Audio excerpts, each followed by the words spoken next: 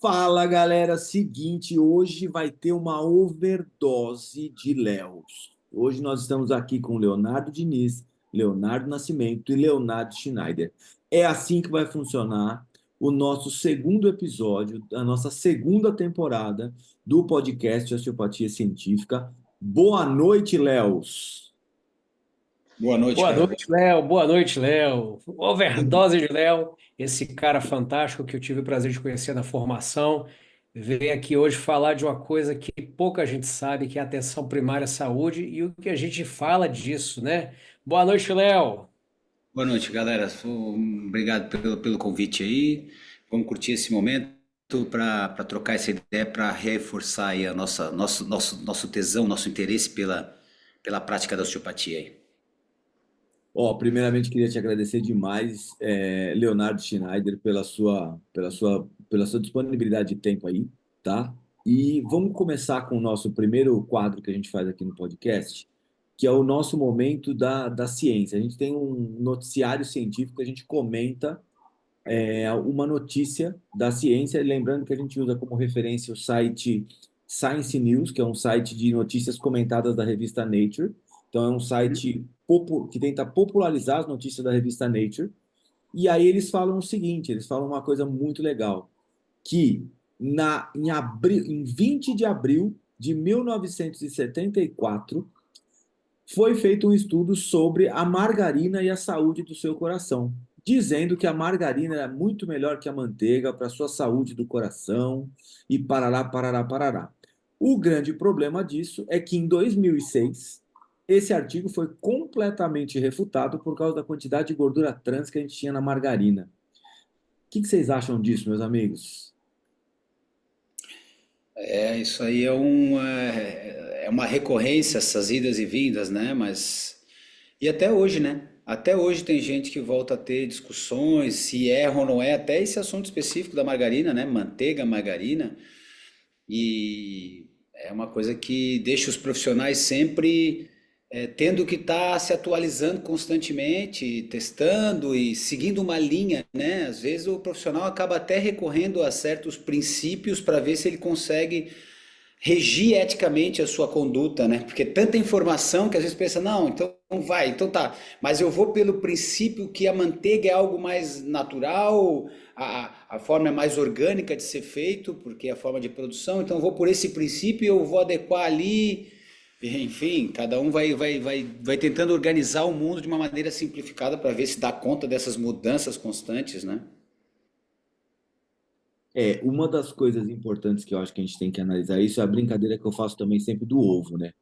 O ovo antes era um problema do colesterol, aí hoje ele já é um alimento recomendado. Então a gente precisa entender muito que a ciência é uma coisa, ela não é a arte de você minimizar a incerteza, porque certeza, certeza a gente nunca vai ter de nada. Então, se a gente conseguir minimizar os nossos erros com a ciência evoluindo, eu acho que a gente já consegue ter um bom caminho. E uma coisa que o Léo falou é o seguinte: é não ter neura, né, cara? Que assim, se você segue uma neura, não, não, eu vou seguir a linha X, não, eu vou seguir só a linha não sei o quê. Senta numa neura que até que ponto isso é saudável para você, entendeu? Então você entra num radicalismo que até que ponto isso é saudável para você. Então a gente precisa entender que a ciência, como tudo na nossa vida, é mutável. Nós não somos as mesmas pessoas de 10 anos atrás, não somos as mesmas pessoas de 20 anos atrás e não seremos as pessoas daqui a 10 anos. Mas espero que daqui a 10 anos a gente sente de novo e aqueles violões ali de trás ali estejam tocando alguma coisa, entendeu? Para a gente poder cantar, tomar um negócio, dar uma risada. É isso. A gente está em constante mutação, né? E a Aham. é o reflexo da gente também, né?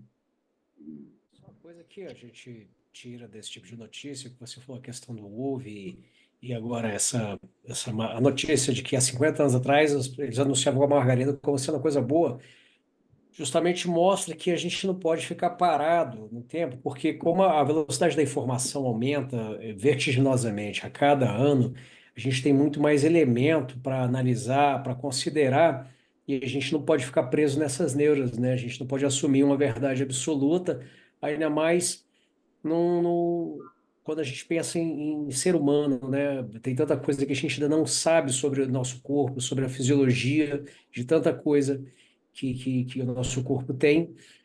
Fica, na verdade, uma reflexão, né? Que a gente precisa ter a mente aberta para o que acontece. A gente não pode viver, a gente que tem um bom tempo já de formado, a gente não faz um décimo do que a gente aprendeu na faculdade. Né? Assim, a gente não se prendeu a um décimo, a gente evoluiu o conhecimento. Esse tipo de notícia ela é justamente um alerta, né, de que a ciência é uma coisa dinâmica e a gente precisa evoluir junto com a ciência. Léo, quanto tempo faz que você se formou na Físio? Ah, por volta de 15, 16, não sei. E na 15 anos? osteopatia? Na osteopatia são 13 como DO. Eu comecei a osteopatia dentro da. Eu fazia físio ainda e já fui para osteopatia, que meu objetivo sempre foi a osteopatia. Ah, Então, se eu consegui começar antes de me formar a osteopatia, aí sobrou 2 anos depois que me formei de osteopatia ainda para pegar o DO, legal, legal, legal. E você fez pelo IBO? pelo IBO. Fiz Ah, junto com o Léo. Léo era meu colega de turma. amigos de turma, amigos de turma. Uhum. Entendi, entendi. E seguinte, nós temos um outro quadro aqui que é muito legal, a gente chama de Momento Nostalgia. É o seguinte, a gente quer saber de você, nos seus anos de experiência de vida aí, o que que tinha no passado que você sente saudade, que você sente falta, uma brincadeira, uma comida, alguma coisa do passado assim que te lembra de alguma forma, saudosamente assim, de uma forma gostosa que você consiga trazer pra gente aí. Então, nostalgia, bem nostalgia. Eu acho que se eu fosse pensar a coisa de poder pular muro, poder não ter limites tão, ou até poder jogar com certas incertezas mesmo às vezes, que eu me lembro que eu aqui sou de Florianópolis, né? Às vezes a gente pegava um caiaque furado que estava no meio do barco e saía com o caiaque, vamos até a ilha. E chegava na ilha, o caiaque já todo afundado, assim, só a pontinha para fora. E a gente voltava nadando, chegava a quase 11 da noite, meia-noite, já fudido, que bateu um vento, que deu rolo, porque não sei o quê, porque quase morreu. Esse quase morrer e essa responsabilidade na hora da incerteza que vai acontecer, tu e um camarada na roubada, quanta roubada a gente passou. Eu acho que hoje meus filhos não vão passar tanta roubada quanto eu passei, sabe? De estar na hora, assim, no sangue, assim, vejo, cara, bicho pegou, cara, aqui é a gente nessa situação, entendeu? E não tem dinheiro, e não tem nada, e não tem ônibus, e vamos caminhar, e vamos se virar. Enfim, eu acho que hoje está tudo tão certo, tem tudo certo, assim, sabe? Tudo, até no esporte, até em tudo. Eu vou começar a jogar. Antigamente, tu começava a fazer um esporte, cara, a gente jogava do nosso jeito, a brincadeira era do nosso jeito, não era tu entrar na internet e ver qual é a melhor técnica que já foi avaliada e tem um professor dando. Não, era a gente, na nossa brincadeira, a gente criava, pô, olha só como é que aquele cara está desenvolvendo. Muito provavelmente era pior do que a melhor técnica, mas era uma técnica, né? E a gente, eu acho que essa coisa de ter mais espaço para lidar com essas coisas da liberdade, da incerteza, do risco, né? Hoje a gente não passa tanto risco como passava, eu acho. E essa época, quando você chegava às 10 horas da noite e você não estava em casa ainda, tava tudo bem. Você tomava dois cascudos e ia dormir. Não, às vezes eles não sabiam nem o que esqueceram de mim, né? Mas às vezes eles lembravam. Aí Aí já. hoje, se a criança não chega às 10 horas da noite, o pai já ligou para o hospital, para o IML, para a delegacia. É. É a Entendeu? neurona. Então, e isso já vai falando sobre uma coisa atual que tu tinha citado, né? A hipervigilância, né, moderna, né? A hipervigilância. Acreditando que nós temos certeza sobre tudo, nós recorremos ao serviço de saúde para soltar né? Para a gente arrotar. Doutor, eu posso arrotar? Pode, é natural, arrotar é natural e tudo bem. Então, essa hipervigilância hoje está muito associada assim, as pessoas não sabem lidar com a. E aí, entendeu? A força vital é mais forte, né? Então, enfim. Sim. E essa Eu não sei se tu adrenalina viu, é muito não sei se Uhum. tu viu essa semana teve um cara que viralizou aí, um médico falando que peidar não é normal. Se você peida é porque você comeu algo que está fermentando demais no teu intestino. Então tá errado. Meu pai. Ele Daqui só, a pouco vem os paranoicos aí. não, Tem e gente que ele só se esqueceu de uma. viralizou é porque tem gente para ouvir. A rede dopaminérgica de alguém foi estimulada com aquela informação absurda e atraiu. Perdeu lá uns 3 segundos, então viralizou, mais alguns segundos para ouvir a bobagem. Então, ou seja, tem espaço. Tu vê que loucura, tem espaço para esse tipo de coisa, cara. Isso é muito interessante, cara. É muito interessante. Teve um episódio do podcast que a gente fez com o David Coulter e ele falou um negócio que é assim, que é o problema dessa geração. Talvez é a geração que tenha mais acesso à informação, que seja uma geração mais burra de todas. Porque tem tanta informação que acaba tendo desinformação. A gente, às vezes, na nossa época, não tinha tanta informação, mas a gente instintivamente, que nem a história que você falou de jogar, a gente jogava, entendeu? Então eu lembro que assim, eu jogava basquete, eu assistia na faixa nobre do esporte, eu assistia os jogos do Michael Jordan. Cara, não tinha replay. Naquela hora não tava o jogo gravado e depois a gente ia pra quadra e queria fazer aquela parada lá. Tipo, pô, ele veio aqui, ele quicou pra dentro, ele fez não sei o quê. Meu, a gente se arregaçava pra fazer o negócio. Às vezes dava, às vezes não dava, a maioria das vezes não dava, mas a gente tentava fazer o nosso aprendizado motor por tentativa e erro. Agora, se você pega no YouTube, você vê um tutorial de, olha, para fazer esse drible que ele fez, você vai bater a bola assim, não sei o quê, nessa. O que será que é mais intuitivo e a gente aproveita mais em termos cerebrais da experiência? Eu acho que uma, que é a natural, intuitiva, você aprende por tentativa e erro, você desenvolve o córtex motor de uma forma, e a outra te ajuda, mas eu acho que a primeira você absorve bem mais. Não sei dizer. Não sei. As teorias da educação dizem que o erro marca mais. O erro te dá liberação, te registra mais e o erro, a trajetória das redes semânticas ficam mais cravadas na aprendizagem, porque eu errei, eu me pontuei, então eu vou melhorar, entendeu? Errar no estudo, na aprendizagem é fundamental, né? Mas Faz enfim, parte. não faço juízo de valor sobre as coisas atuais, porque o mundo está tão diferente, cara, que eu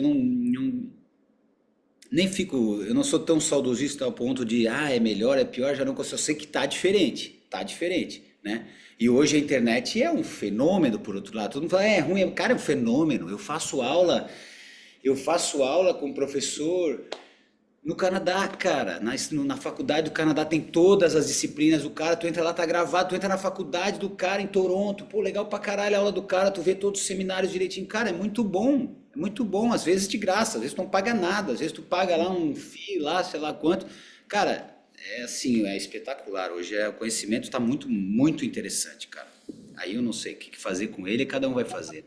E a comida da infância? Qual foi a comida que te marcou na infância? O que você gostava de comer? Assim, infância é sustância, né, cara? Eu comia pra caralho. Então, assim, porra, era arroz, batata, purê de batata e carne moída, porra. Assim, tá direto, no volume, no volume. Comia pra Demais. caralho. Energia Assim, para ó, gastar, né? almoço e janta. Chegava à noite já, arroz, carne, pô, porque eu ficava muito na rua, né, cara? Eu me mexia muito, né? Então eu comia bastante, assim, até hoje eu como bastante. Comida é bom. Mas tu sabe que esse negócio que tu falando assim, eu concordo com o Léo num ponto e concordo contigo no outro. Eu acho que tá melhor. Eu acho que a gente teve, a gente que nasceu analógico, a gente tinha um acesso muito mais limitado ao conhecimento e a busca do conhecimento era uma coisa que fazia a gente correr muito mais atrás. Hoje o conhecimento está aí, ele está aí. Quem quiser é só entrar e procurar. A questão é, você sabe procurar? Isso é Você top. sabe aproveitar o conhecimento? É muito bom, cara. E é isso que a gente instrumentaliza, né?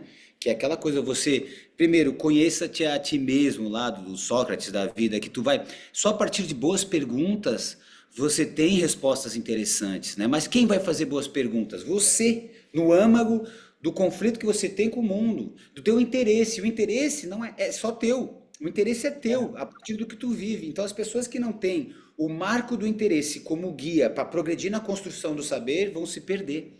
Então, quanto mais você tem poder de saber o que você precisa a partir do seu interesse, animal. E na nossa profissão ainda mais, que a gente está constantemente entrando em ressonância com o interesse do outro para saber o que ele precisa, ou o que ele deseja, ou o que o feriu a ponto de ele perder o interesse pela vida, perder o interesse pelo movimento, perder o interesse por ser uma pessoa mais potente, que geralmente isso é uma das coisas que dentro de uma clínica a gente observa. Por algum momento ela falou, eu fazia exercício, não sei o que, daqui a pouco minha vida mudou, pá. Daí a pessoa perdeu o interesse, perdeu a chama, perdeu a socialização, enfim, e aí é que tá. Então, quanto mais a gente se coloca no lugar do outro, mais a gente refina o nosso interesse. E não tem erro. Quando tá com o interesse refinado, cara, a internet é demais. Eu adoro, eu acho animal, é muito animal. Hoje, né? Mas graças a Deus eu vivi o que eu vivi no passado. Que também é uma nostalgia que eu também tenho. Tipo, não tinha headphone, não tinha iPhone. Então, ficar no meio do mato, ficar no meio da criançada, brincar de pega de polícia e ladrão, que a gente se escondia nos lugares absurdos, subia na ponta da árvore. Cara, isso aqui é muito, muito legal, assim. Mas ambas as coisas são legais. A gente vai ser uma geração que viveu coisas assim, animal. A gente teve a chance de fazer isso e teve a chance de fazer o oposto. A gente é uma geração muito rica, né?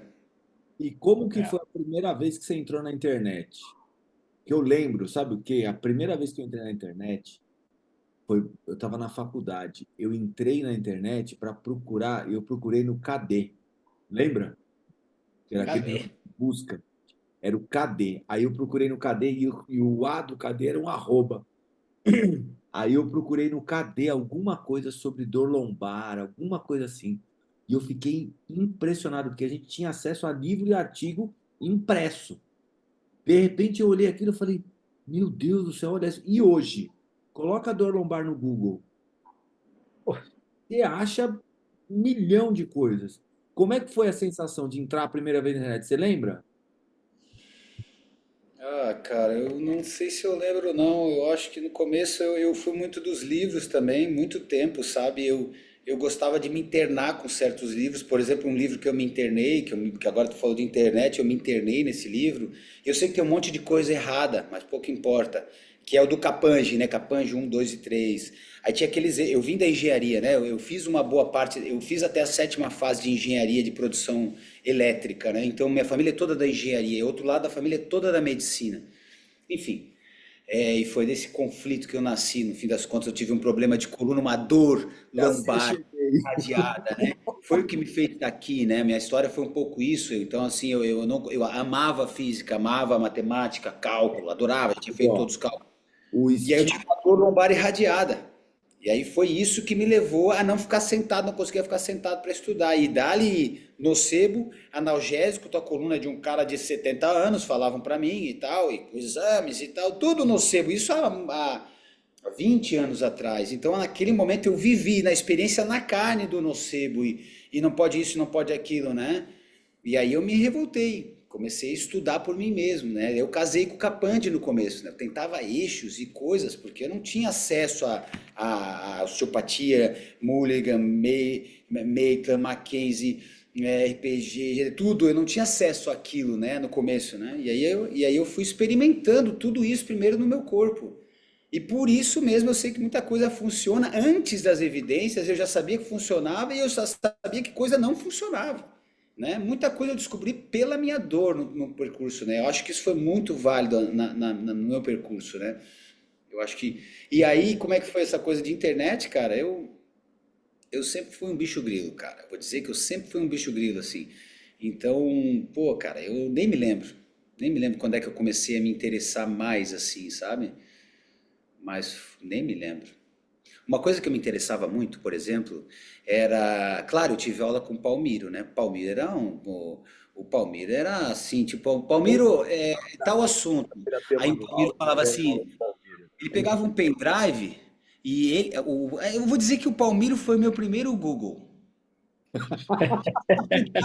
E aí nos alunos lá, alguém sabia, tem um pendrive do Palmiro, não sei o que, o Palmiro dava umas aulas e tal, ele sempre jogava os artigos, a gente pegava tudo e lia o que ele tinha, assim, porque eu não sei de onde é que ele tirava, sabe? O Dan, Palmiro. E aí, assim, eu acho que foi minha primeira lembrança de revisão de literatura, foi esse povo. Ó, E eu e vou gostava falar só muito uma de coisa: o ler. Palmiro vai vir com a gente aqui nessa Vai temporada do gravar, podcast, hein? Show. vai Teremos gravar. Dom É, Palmiron aqui, tá? Já pode aguardar que nessa temporada teremos Dom Palmiron aqui. Já tivemos o Dan, do episódio do Dan deve sair ao ar aí semana que vem, né, Léo? O episódio do Dan é semana que vem? Essa é na segunda, na próxima segunda. Segunda-feira sai o nosso episódio com o Dan, que tá fantástico, vale a pena assistir. E você falando, a primeira vez que eu entrei na internet foi em 96 ou 97. A minha foi 96. Acho que eu não recordo bem se era 96 ou 97, mas foi a primeira vez também, aquela coisa de escada. Mas até então era livro socado na biblioteca. Você falou do Capandi. Você era ficcionado no Capandi, eu era ficcionado no Cinesiologia Clínica de Brunstrom. Esse é outro. Eu comia aquele livro, acho que eu li aquele livro umas 5 vezes de ponta a ponta. Eu era tarado com o livro de cinesiologia, o Bronston, o Lippert, o Capandi. Era maravilhoso. legal, era legal. Isso era Visualizava muito legal. eixos, aí via que não batia, o movimento com o eixo, que vai deslizar, aí ficava viajando, aí Ficava mexendo, né, assim, sozinho no canto. daí depois, quando foi fazer lá os Mulligan da vida, daí o Palmeiras falava lá, então tem que pegar aqui assim, tu olhava, mas não faz sentido, mas era só um modelo explicativo, e a geometria não necessariamente, ele queria falar, o eixo é esse, Palmeiras, mas se tu fizer isso, não vai abrir o troço que tá falando que abriu. Mas clinicamente era o que dava resultado. Então a gente começa a questionar, né? A gente tem uma ciência dura, uma demarcação geométrica do movimento, eixos e tal, mas na real não era bem aquilo que estava acontecendo. Então lá atrás a gente já se questionava esse FRS e não sei o quê. Pô, a gente vê que, né? E hoje a ciência vem falar tanto faz. É claro que tanto faz. Nem o modelo explicativo batia, nem a mecânica, se você botar em 3D, bate. Então como é que vai bater, né? O cara vai saber o eixo, o ponto, a palpação, a porra toda, né? Enfim, Mas esse negócio que você falou do Palmiro, cara, eu lembro o seguinte: eu fiz o curso de Mulligan com o Palmiro quando ele recebeu. Eu fui a primeira turma do Palmiro depois que ele recebeu o credenciamento para dar o curso de Mulligan. Então eu fiz o Mulligan com o Palmiro e com o Edelberto. Gilberto. Uhum. E aí o que acontece? Eu lembro que foi um cara que eu não conhecia. E aí eu comecei a conversar com ele, eu falei, meu Deus do céu, o que que é esse cara? Porque assim, é um Google, né? Então, Google. assim, é o Google, a melhor definição do Palmeiras é essa, é o Google. É o PubMed. Ele é o PubMed em si. Ele é o PubMed. Pergunta alguma coisa da fisioterapia. E eu não sei como que o Crefito do Rio de Janeiro não fez uma estátua para ele em Copacabana, em algum Ah, lugar. mas depois que morre, né? Vale a Não, pena. pode fazer agora, pode fazer agora. Não, não, o ser humano é assim, ele tem que, Ele é ele uma é na máquina. ausência que ele valoriza. Tem que perder, né? Ausência ele valoriza, é sempre assim. É isso mesmo, é isso mesmo. Ô, Léo, vamos falar do seu artigo? Tá? Vamos nós? Deixa eu colocar ele na tela aqui. Espera aí. Cara, até tava passando o olho sobre ele agora, assim, né? Ah, fazia tempo que eu não lia. Dei uma olhadinha nele aí. Espera aí. Vocês estão vendo minha tela direitinho aí? Uhum. Então, vamos Tá. nós então. Ó. O artigo de osteopatia na atenção primária na saúde, resultados parciais de uma experiência em educação permanente e alguns efeitos iniciais. Posso fazer uma primeira pergunta? Faça, fica à vontade. Por que você quis estudar isso? Tá, e é legal essa pergunta, meu Deus do céu. Vou até respirar. Essa pergunta é fundamental, né? Tu já deve ter Porque entendido assim, que. eu li o seu artigo, eu achei muito legal a forma que você fez, a forma que você fez todo o processo. A gente vai falar da metodologia. Mas primeiro eu queria saber o seguinte: por que que você quis fazer isso, cara? Porque deu um trabalho do cacete. E eu tive que mudar de orientador. Eu briguei por fazê-lo, eu mudei de orientador, né? E eu tomei, e inclusive no meio do percurso teve a gente tinha uma disciplina no meio do curso do doutorado, né? Que era de seminários para a gente afinar nosso seminário no meio para conseguir fazer a tese lá no final, né? E, enfim, teve um evento que até uma professora, não vou falar o nome, falou que eu era demente em querer fazer o que eu queria fazer. Simplesmente porque eu fui eu fiz o que educação permanente preconiza, estudos de pesquisação preconizam, e basicamente estudos de pesquisação e educação permanente preconizam o quê? É você chegar em campo tendo sabendo que você tem um conhecimento e o campo tem necessidades e demandas. E você não chega com nada pronto. Eu não cheguei com PowerPoint para dar um curso para as pessoas. Eu não cheguei com material prévio, eu não cheguei com questionários fechados, que é muito mais fácil eu não digo, tudo tem seu nível de trabalho, né? Eu sei qual é o nível de trabalho de você pegar um questionário, fazer uma análise, fazer regressões, fazer toda a análise para ver se agrupam alguns fenômenos e tudo mais. Mas isso tu pode produzir várias coisas, ali não. A ideia era chegar no campo com a percepção de que a osteopatia previamente tem o estilo clínico osteopático, a profissão osteopatia, que é uma profissão, não é um conjunto de técnicas simplesmente, é uma profissão que se desenvolve, que se modifica, que se atualiza, que vai conseguindo construir narrativas que vão se moldando às novas narrativas atuais, então vai integrando as narrativas modernas do conhecimento, né? E essas narrativas e essa profissão, esse contato, essa forma de cuidado é capaz de contribuir com o serviço de atenção primária, uma vez que a osteopatia nasceu num ambiente onde não tinha centros de referência. Você estava isolado lá e você não tinha como mandar para outro hospital. Então, se o cara está morrendo e eu tenho um princípio de autorregulação, bicho, eu vou ter que me virar para tentar equalizar aquele cara do jeito que dava, centrado no cuidado primário, secundário, terciário, tudo junto, ou seja, com um pacto fiel à potência do indivíduo naquele momento, e aí você vai desenvolvendo técnicas, vai abrindo abordagens e vai se surpreendendo com o fenômeno da autocura. Puxa, esse cara, nem eu esperava que esse cara melhorasse, e daqui a pouco ele melhorou. E aquilo assusta, né? E aquilo faz com que, então, eu crie narrativas, teorias, com o que se tinha na época. Hoje a gente tem várias outras narrativas. Hoje a gente fala de neurociência, a gente fala de várias outras explicações possíveis que podem se encaixar com a leitura científica moderna, com as demandas modernas, né? Mas, enfim, a minha intenção foi o seguinte: a priori, eu queria saber o que aconteceria do encontro de um osteopata num centro de atenção primária, um centro multiprofissional, com rolo, pacientes, demandas e rolo e consultório, 15 minutos, um atrás do outro. O que aconteceria com esse encontro? Essa era a minha pergunta. E será que essa pergunta não era só o que aconteceria, porque sim, eu não sou uma tábula rasa, sim, eu tenho intenções, e a intenção era o quê? Claro, eu sou pragmático, eu quero ajudar esse serviço, eu quero enxugar esse serviço, eu quero participar desse serviço. A partir disso, entra então, olhando a toda essa questão, e o encontro disso é que eu queria gerar, o que acontece nesse rolo, né? Como que isso pode gerar resultados, né? Essa que foi o impulso. É isso, é isso. E você conseguiu. Aí, o que acontece? Isso aqui foi o seu doutorado, então. Foi doutorado. Esse daí foi um dos artigos do doutorado.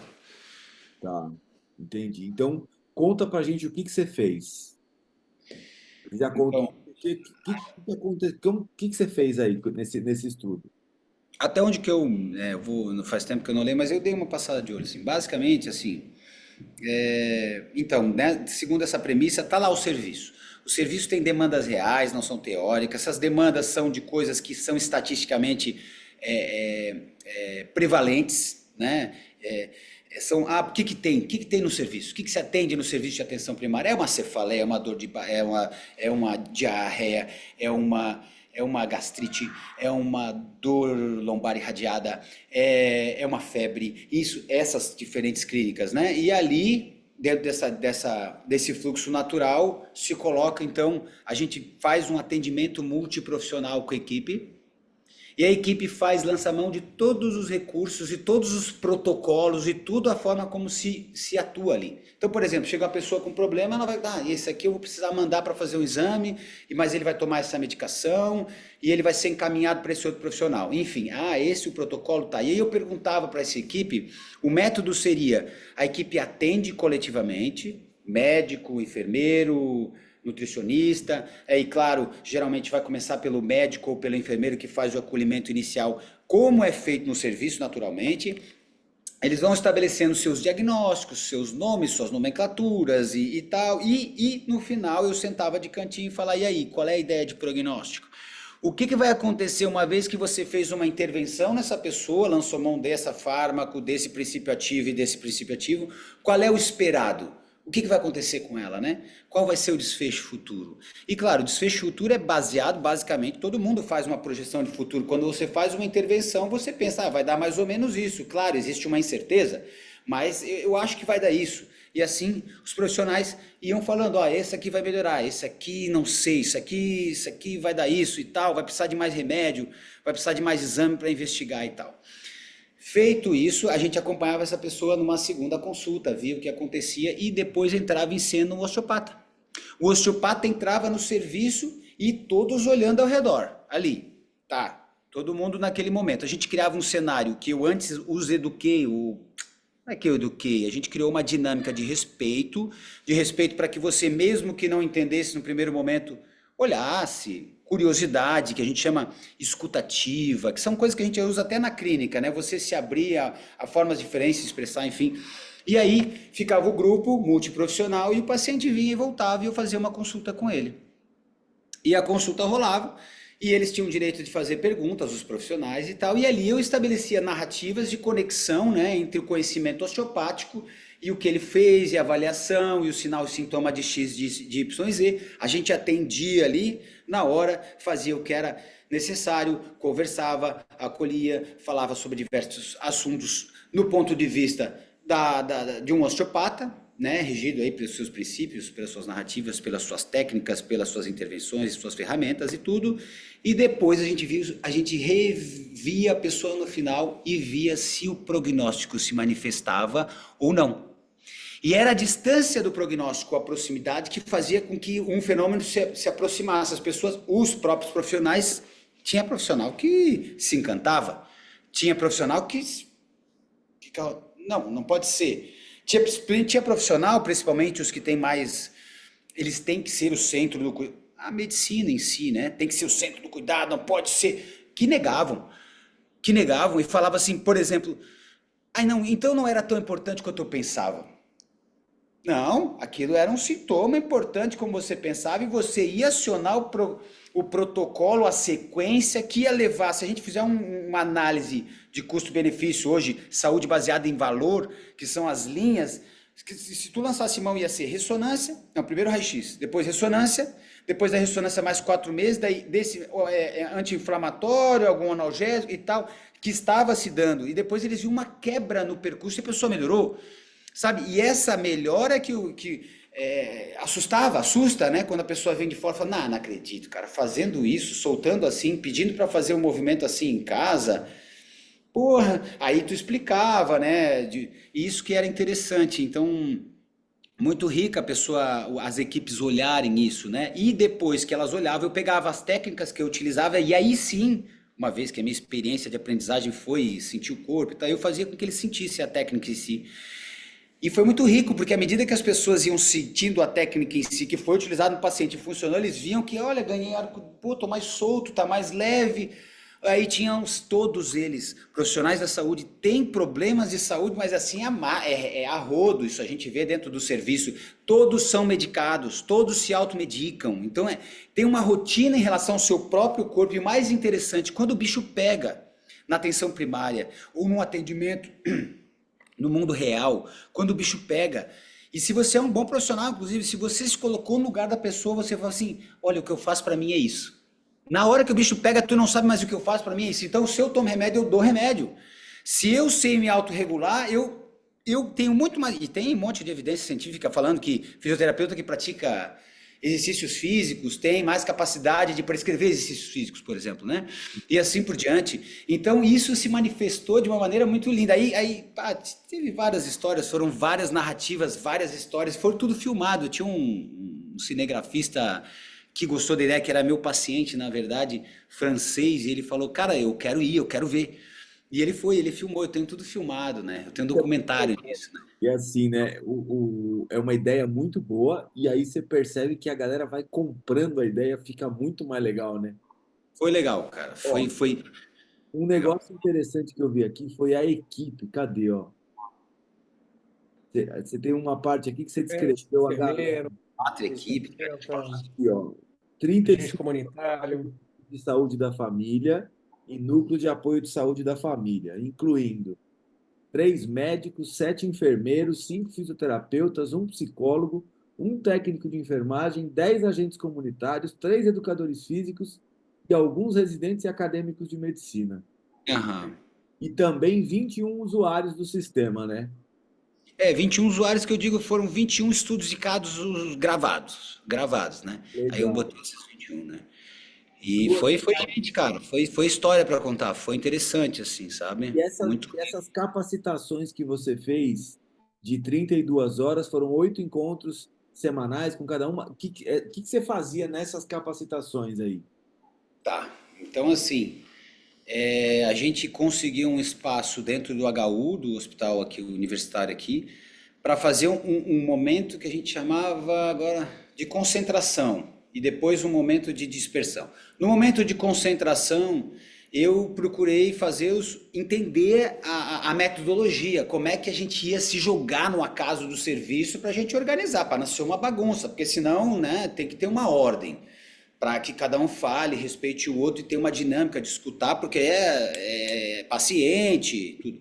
E nesse momento eu consegui apresentar algumas coisas da osteopatia, consegui fazê-los experimentar o seu corpo e já de breve já consegui clinicar e fazer experiências de estudos de caso com próprios profissionais ali. Ah, quem que tem o que aparece, o que não ali. No primeiro momento eu tive alguns encontros que eu atendi eles também, né? E eles vivenciaram isso. Até tem uma lembrança desse momento que meu orientador, esse que me bancou, esse que foi o fera, que é o Charles Tesser, que é Esse o aqui, médico.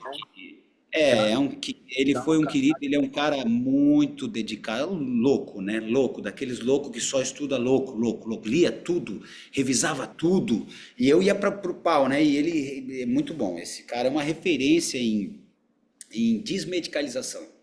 Ele é uma referência em desmedicalizar, que é um dos serviços que hoje eu acabo trabalhando um pouco razoavelmente, chegar pessoas com overdiagnóstico, overmedicação, e a gente, como que tu consegue, a partir das informações, desmedicalizar, né? Fazer a pessoa começar a assumir também responsabilidades, ser autônomo e se encorajar frente a algumas coisas, e, enfim. Ô, Léo, Uns, só uma ah, coisa. Esses 3 médicos aí eram que especialidade? todos médicos de família. Todos médicos de família. E os residentes de saúde da família, são residentes de clínica de família. Então, Isso. eles tinham uma característica de ser mais abertos à possibilidade de usar práticas integrativas e complementares, né? Embora, pode falar. Não, não. E esses fisioterapeutas eram também. Os fisioterapeutas trabalhavam no SUS, trabalhavam nos centros de saúde. Eles eram da equipe de NASF, que é a equipe que auxilia ali no centro de saúde a fazer o que a gente fala, o matriciamento do saber. Que é Tá. uma das coisas hoje, que inclusive matriciar saber é uma das coisas. Ai, ai, que eu até. Eu hoje tenho estado muito mais feliz, sabe, Léo? Porque eu saí daí. Não é que eu saí, é que eu adoro o consultório, eu adoro. Eu sempre gostei de aula, eu gosto, mas hoje eu. ah, É que assim, na internet existem muitos inimigos, fantasmas inimigos, que as pessoas se unem, é muito fácil se unir através de inimigos, e às vezes, pô, calma, eu não gosto de criar os inimigos, porque os inimigos são idealizados, e na verdade no mundo real, às vezes tem coisas que, por exemplo, vou dar um exemplo. Um clínico que é homeopata, tá? Eu sei que é água, eu sei que é farinha que ele está usando. Porém, entretanto, contudo, no ambiente, muitas vezes esse homeopata, pela escuta, por criar uma narrativa lá dentro das lógicas bizarras que eles falam, eles conseguem fazer com que a pessoa se interesse. Ah, foi meu emocional que me gerou essa gastrite, que me gerou. Cara, tem pé nem cabeça, mas pode ter e pode não ter. Mas dentro desse contexto, com carinho e cuidado, com o que a gente chama de acompanhamento longitudinal ao longo do tempo, espera permitida, é um caso clínico de febre, vamos acompanhar, espera permitida, tá seguro, não tem bandeira vermelha, tudo mais, tudo. Então, essas tecnologias leves fazem com que um homeopata, dando água para as pessoas, dê menos medicamentos, faça menos efeitos colaterais, então faça menos iatrogenia ou o que a gente chama de prevenção quaternária. Ele previne o próprio ato dos nocebos, das intervenções. Então veja bem, no mundo a gente pega e pode jogar pedra, né? Ah, porque o homeopata, cara, o homeopata muitas vezes foi um médico que abandonou e se desacreditou, assim como eu conheci alguns dentro do serviço, fiéis à prática, que na verdade eles não queriam é dar remédio. Então eles tinham toda uma abordagem. E aí eles tinham que bancar dentro de um serviço uma consulta de não de 15 minutos. E bancar isso dentro do serviço é assim, eu tenho que entregar resultado, mas aí eu tenho que falar, então se eu tiver uma consulta de 1 hora, o cara não fica voltando, eu consigo provar isso. Ah, se ele não volta, então dá elas por elas. Não, ele usa menos, eles, entendeu? Tudo É isso é que difícil isso de aí. bater dentro de um serviço. Mas enfim, só fechando esse parênteses. Não, não, mas isso aí está muito no poder da aliança terapêutica, né? Que assim, Total. uma coisa que eu falo muito é o seguinte: eu fui supervisor de estágio de fisioterapia musculoesquelética na faculdade. E o que eu mais ouvia é assim: nós fizemos faculdade de fisioterapia. Lembra você no último ano da faculdade de fisioterapia o que você sabia para atender um paciente? Bosta nenhuma. Aí a gente ia lá, estava lá no setor, e aí chegava um paciente com uma dor lombar. E aí esse paciente com a dor lombar era atendido por um estagiário do último ano de fisioterapia. Esse estagiário ficava 1 hora com o paciente sem saber direito o que ele tinha que testar, sem saber direito o que ele tinha que fazer, e no final das contas o que ele fazia era conversar e ouvir o paciente, olhar no olho do paciente. Conversava sobre futebol, conversava sobre qualquer outra coisa. Eu cansei de ver paciente sair do box e olhar para mim e falar assim: Você que é o professor dessa menina aqui? Tô. Olha, queria te dar o parabéns, que foi a melhor consulta que eu fiz na minha vida. Ela só avaliou. E o cara voltava na outra semana e falava assim: Eu tô melhor. Ele não teve intervenção. Tem. Então, assim, o poder de você ouvir o paciente, olhar no olho do paciente, entender o que esse paciente tem, é muito grande pensando na sua intervenção. Porque manipular C7T1, T12L1, o sacro, o não sei o quê, olhar no olho funciona muito melhor. Então, assim, por que a gente não junta todo esse poder e usa a nosso favor? Não é demonizar uma coisa e endeusar outra, é juntar tudo, né? É Pois legal. é, isso É aí, legal. Léo, eu vou discordar, porque assim, isso é intervenção. É, Isso é intervenção.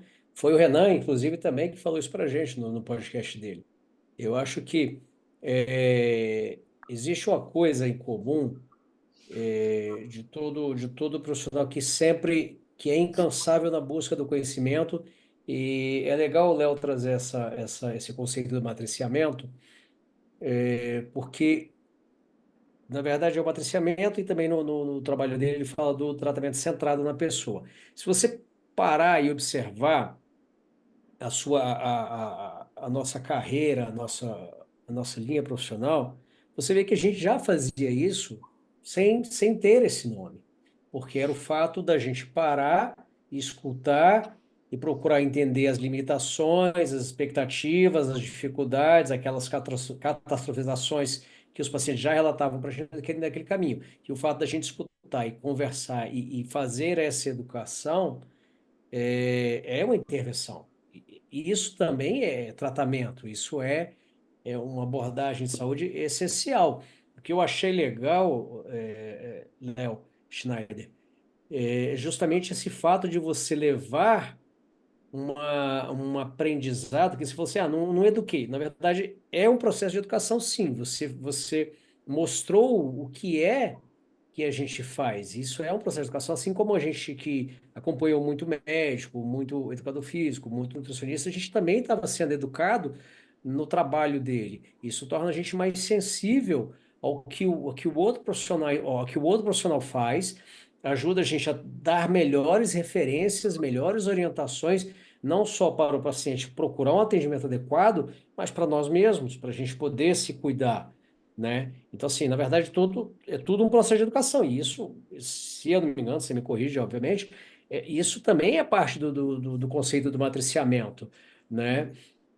Então, eu achei muito legal essa sua iniciativa de você ir ali e mostrar o que você faz ali na prática, abrir o espaço para ser questionado, abrir o espaço para ser colocado em prova. Mas, pô, Léo, por que que você está fazendo isso? E como é que. Eu não acredito que isso funcione. E você abriu, você saiu da sua cadeia, do seu pedestal de profissional, osteopata, fisioterapeuta, e botou a cara a tapa.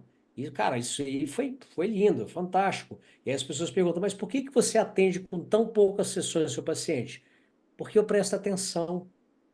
Porque as minhas abordagens são mais efetivas porque eu presto atenção. Porque eu faço as perguntas, na maioria das vezes, mais pertinentes a cada caso. E isso gera respostas e atos terapêuticos que não são só intervenções na prática, são também aconselhamentos e orientações que trazem resultados mais efetivos e de longo prazo.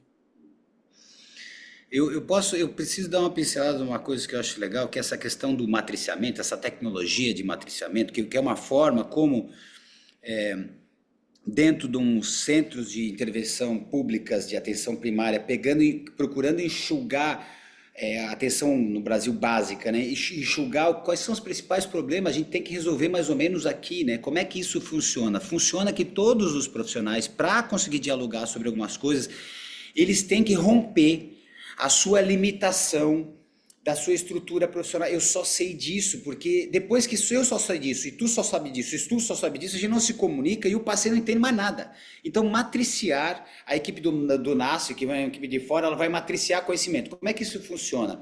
Eu vou dar um conhecimento de campo. Campo é onde o jogo se joga. Campo é onde é o basicão, mas o basicão bem feito, e um basicão que está sendo... Existe um núcleo ali. Então, se eu tiver problema, por exemplo...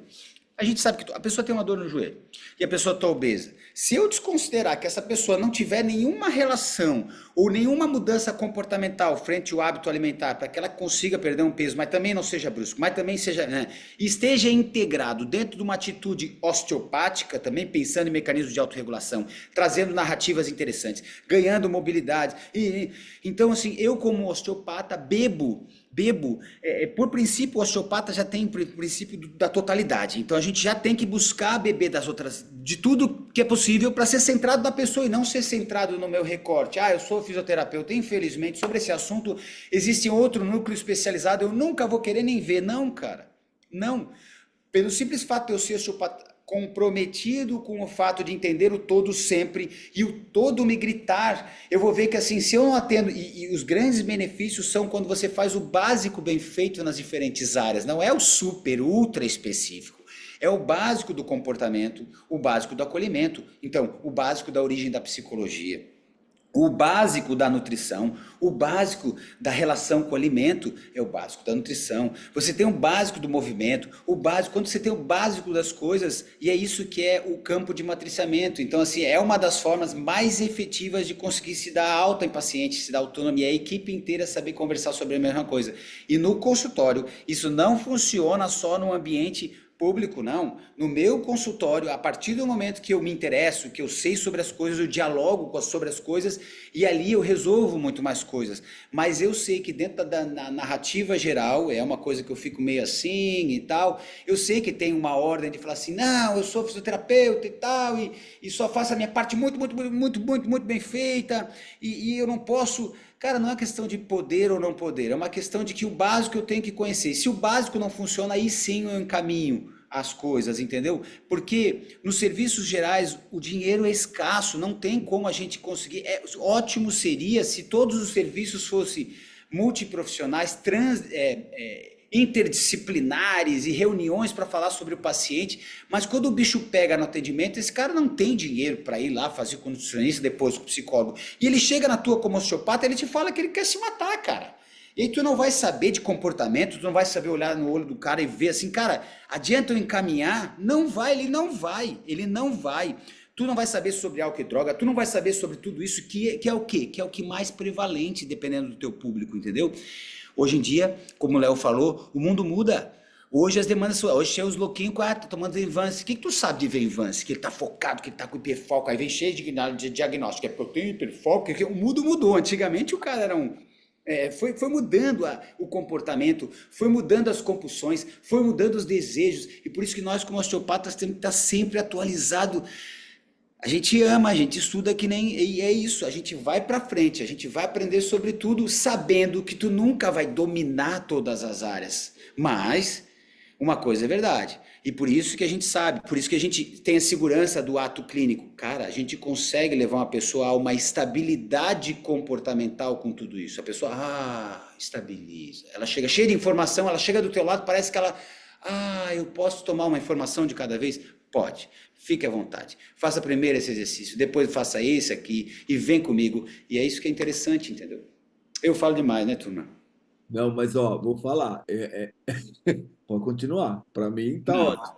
Não. Porque assim, o que que você percebeu quando você começou a fazer isso, que, por exemplo, modificou de comportamento da equipe? Você percebeu que você conseguiu integrar a osteopatia nesse ambiente? Qual que foi a dificuldade de fazer isso? Cara, isso daí apareceu, a gente foi vendo ao longo do processo. No final, eu fiz uma entrevista final, né? Procurando falar o que que foi. Uma pergunta bem aberta, disparadora, a gente chama. O que foi esse projeto aí pra você? Tipo, sem emoções, sem apego, o que que foi esse troço aí pra você? E algumas pessoas falaram assim: olha, naturalmente a gente conseguiu, nem era meu objetivo, a gente conseguiu trabalhar como equipe de uma maneira muito mais afinada, porque a partir das narrativas e das explicações da osteopatia, a osteopatia, quando ela é escutada de uma maneira legal, a osteopatia, o movimento, as interpretações, elas fazem sentido. Quando elas fazem sentido, elas dão um sentido de hora, só assim, não, por que que eu vou fazer uma ressonância agora? Então eles ficaram mais fortalecidos para enxugar o serviço de coisas que eles não tinham poder isoladamente. O médico falava assim, não sei, mas daí já a enfermeira falava, não, tem que fazer o exame, porque a enfermeira era hiperutilizadora, ela em si hiperutilizava. E ela mesma na entrevista falou, olha, aconteceu comigo. O Léo foi lá e eu estava com uma dor, já estava tomando remédio, ele mexeu, ele soltou, ele me explicou, ele me alongou e ele passou exercício para casa, a dor passou. Então hoje eu já mudei minha forma como lidar e por isso eu mudo com os pacientes. E aí um entendeu o outro, teve essa dinâmica, sabe? Esse momento de estar junto foi muito interessante, né? E o que que une a todos? O que que é legal? Quando a gente fala de mecanismo de autorregulação, a gente fala do processo de acompanhamento longitudinal. Eu faço uma intervenção, find it, fix it and leave it whatever, né? Que o pessoal. E aí agiu, fez a intervenção e acompanhou a manifestação do processo. E, pô, o cara melhorou. Melhorou. Então, é muito legal isso, né? Então isso gerou essa convergência. Enfim, não sei se respondeu. Sim, sim, sim. E Eles aqui, ó, trouxeram, eles trouxeram espontaneamente. Vários, depois da entrevista, falaram: puxa, quando eu vi, a gente estava trabalhando tudo em equipe: médico, enfermeiro, físio, tudo se entendendo, tudo muito bem. então, e aí você percebe que o papel do osteopata foi o papel de fazer o molho, né? A ligação, cara. Exato. Então A botou todo ligação. isso que eu achei muito legal. E quando eu li o artigo, eu entendi isso, mas eu queria te perguntar para saber se era exatamente isso. Então, muito bom, muito bom. A osteopatia por origem, por não sei o quê, pelo fato de estar interessada, e tal, ela sempre está procurando, na modernidade, hoje, estabelecer narrativas comuns, cara. Uma coisa entra na outra, outra coisa se significa, né? As coisas se misturam, né? A melhor coisa é essa, que tudo se conecte, né? Ó, tem aqui um depoimento que é muito bom. Ó. O que eu pude observar foi uma resolução muito grande nos casos de dores crônicas e não crônicas que a gente atendeu, com uma melhora bem significativa. Isso foi o que me marcou bastante no curso. Pedro, enfermeiro. Sim. Ah, Tiveram vários relatos desses. Eu acho que assim, uma coisa muito interessante é assim, o poder, porque na verdade todo mundo que está na saúde tem um compromisso. Ninguém está viajando ali. Todo mundo tem um compromisso, todo mundo é pragmático, todo mundo quer uma resposta, um resultado. Então a coisa que mais encanta não é a teoria, não. A coisa que mais encanta é o cara chegar com dor e falar: nossa, tô com menos dor, não preciso mais tomar aquele remédio. Todo profissional da saúde se encanta disso. Então isso que mais encantava, sabe? E é uma coisa que assim, dentro do serviço, no privado, uma coisa, cara, eu vou falar, não vou falar, não vou falar, isso eu não vou falar, mas assim, eu tenho pacientes médicos de todas as áreas, menos da ortopedia, irmão. menos da ortopedia. Tem um que outro que me apareceu, mas eles ficam com o bico rachado, eles não querem ceder, porque a lógica é outra. Taca dor no joelho, libera um pouquinho a tua lombar, fortalece o negócio, melhorou teu joelho. Eles ficam, mas eu queria que fosse o meu menisco para eu poder manter o meu paradigma. Exato. Então, esposas de ortopedistas que vieram e melhoraram, e eles fazem interpretações bizarras. Tua esposa estava pronta para fazer uma cirurgia e não fez, e tu acha que depois virou nada. Ele não vai a fundo do processo. E eu tenho médicos de várias áreas e todos adoram conversar sobre medicina, conversar sobre saúde e acham cativante como melhora, se surpreendem, sabe? Para tu ver como os grupos, os núcleos, quando ficam competindo demais pelo seu nicho, cara, na verdade você perde o interesse pelo fenômeno da melhora, sabe? Isso é uma coisa que me assusta, um pouco me entristece, às vezes eu também não tô nem aí, depois falo, sabe o quê? Quer carregar, quer continuar fazendo, faça do jeito que faça, se enche de remédio, faz cirurgia e pronto, e que se exploda também. Ó, e tem um outro depoimento aqui que é muito legal, ó, que é do Caio, educador físico. Ó. Eu pude aprofundar essa parte investigativa do porquê dessa linha histórica, de tentar entender quando ela surgiu e como, não só do ponto de vista mecanicista, biomecânico, mas considerar todo o contexto social da vida do paciente. Porra, o modelo biopsicossocial está sendo exercido na prática, né? É legal, é Você está legal. colocando todas as coisas dentro de um contexto, de uma perspectiva, de uma linha do tempo e falando, vamos tratar o senhor José, não vamos tratar uma artrite, não vamos tratar uma lombociatalgia, né? Isso é o mais legal, é você conseguir trazer tudo isso dentro de um modelo científico super atual, compreensivo, e você colocar a equipe toda para integrar e entregar isso para o paciente e ele entender a parada e evoluir. Cara, muito genial isso. É o que a gente faz, né? Exato, é o que a gente faz. Só que aí você mostrou que assim, a gente faz isso hoje dentro do nosso consultório, Isso, nosso paciente. O que você isso. fez? Você mostrou que dentro de um núcleo de atenção da saúde da família, você coloca um osteopata ali, exercendo a osteopatia, como o Steel falava, e Hum, você fala assim, ó, vamos trabalhar todo mundo junto assim, ó. hum. Vamos juntar tudo isso aqui. Meu, muito legal. Você lembra aquelas fotos que tu tens do estilo, o cara atendendo, o pessoal do lado olhando assim? Eu me inspirei um pouco nisso porque eu sei que tem essa coisa essa forma de ensino lá, né? E é muito. Eu li uma coisa que é bem legal que quando houve o fenômeno lá que os Rockefeller fizeram lá o Flexner, né? O relatório Flexner que padronizou o estudo médico nos Estados Unidos, eu acho que 1920, sei lá. A osteopatia estava lá e o Flexner foi na Universidade de Osteopatia para ver se ele poderia falar assim, isso aqui continua como medicina ou isso aqui não é medicina. Ele foi em cada um das. E ele foi, né? E na hora que ele escreveu o Flexner, ele falou assim, na seita osteopática, está escrito no relatório Flexner, né? É legal, é interessante. Mas ele reconhecia que na seita osteopática os osteopatas sabiam muito bem a anatomia. Eu tenho que reconhecer que a anatomia eles são muito bons. Foi muito legal esse relatório, vale a pena ler. Relatório Flexner. São várias páginas, ele vai para várias universidades e tal. E lá ele falava: aqui o ensino e aprendizagem é feita é, na hora, assim, na prática, sabe? Tinha uma coisa muito na prática, assim, de vivenciar e trocar ali a vivência, né? Então, é isso, né? A gente falou sobre sobre o relatório Flexner com o Zé Garra Parodi, né? Sim. Quando ele trouxe a questão das considerações culturais na abordagem da osteopatia, que é um episódio muito bacana, Léo. Você vai gostar muito desse episódio, encaixa bem com o seu trabalho aqui também.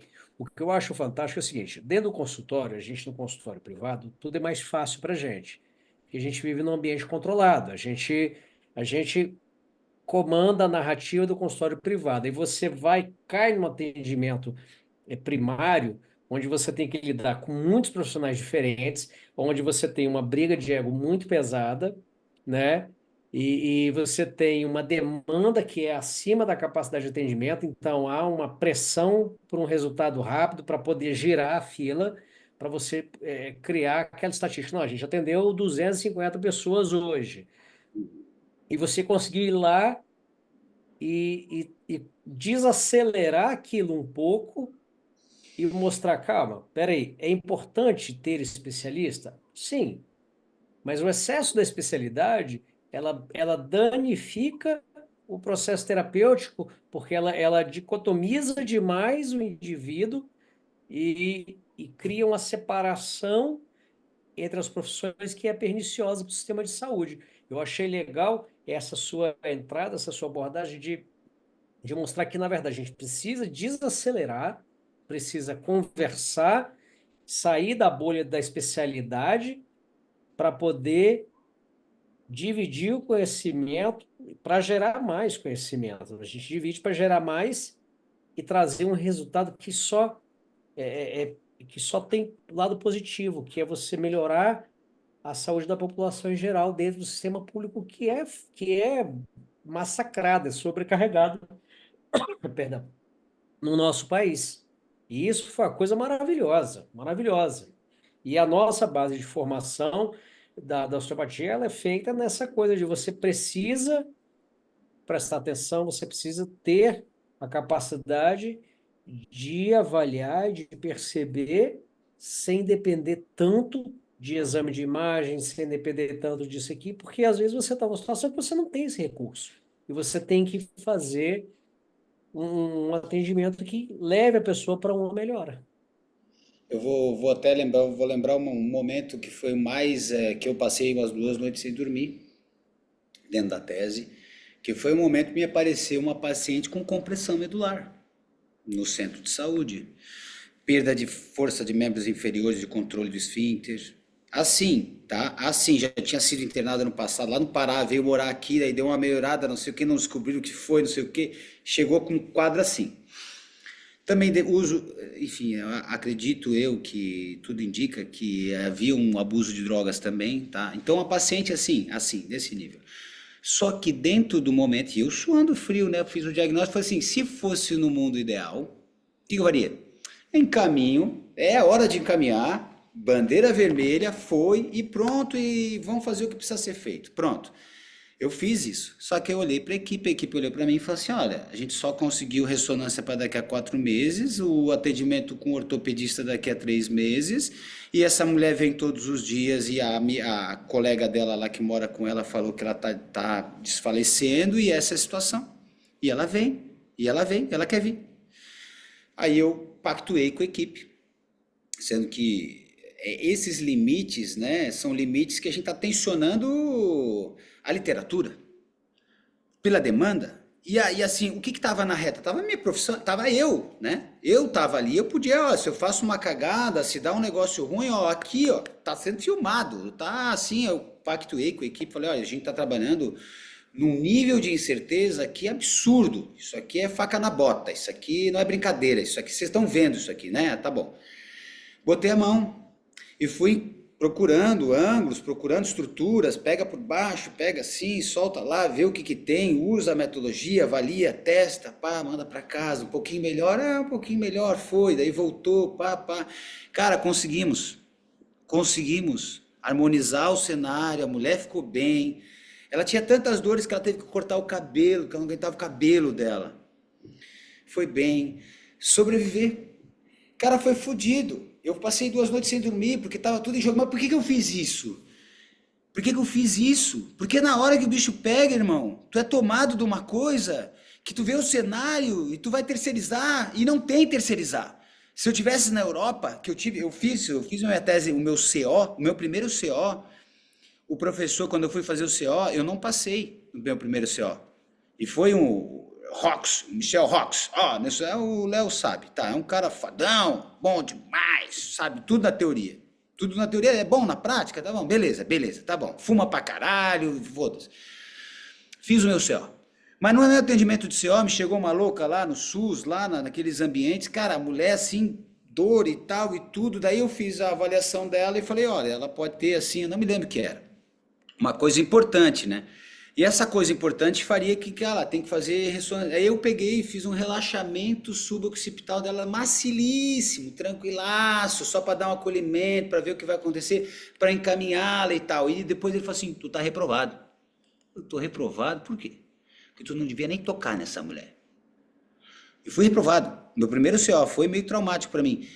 E eu estudo essa porra, cara. Eu sei do que eu tô falando. E aí ele pegou e falou assim: agora é porque ela tem que ir pro serviço, não sei o que. Eu só olhei pra ele assim, ó, esse filho da puta não sabe o que é a realidade brasileira. Porque se ele soubesse, ele ia saber que ela não vai conseguir a tal da ressonância, que ela não vai conseguir nada, e eu vou tocar nessa e na próxima vez, nem que eu reprove desta merda. Aí eu fiz o outro e passei, tudo bem e tudo mais, né? Mas veja bem a situação, é contextual. E quem te chama? Cara, não tem como eu sair de lá e falar, sai Leonardo, sai daqui, solta essa mulher, tu não precisa mexer nela. Não, eu vou mexer. Mas eu sei que eu vou fazer um negócio muito gentil para acolher e tal, vou escutar todo o sinal e sintoma, vou acompanhar ela. Enfim, é fudido, cara. Essa profissão é fudida. Ao mesmo tempo, não é tão legal assim a sensação, sabe? A adrenalina que te passa, a responsabilidade que te dá. No consultório é mais tranquilo, no SUS é mais pesado certas coisas, né? Então a gente apresenta no consultório, claro, é bem mais tranquilo porque já tem uma triagenzinha do próprio dinheiro, já tem uma triagenzinha, não é.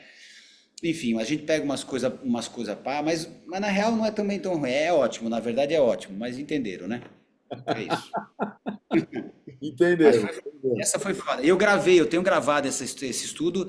Eu fiz um estudo de caso, tá lá no meu YouTube também. Tem ela falando lá o que aconteceu com ela, tudo direitinho. Depois eu fiz o estudo, entrevistei ela. Tem Qual tudo que é o canal entrevistado. do YouTube?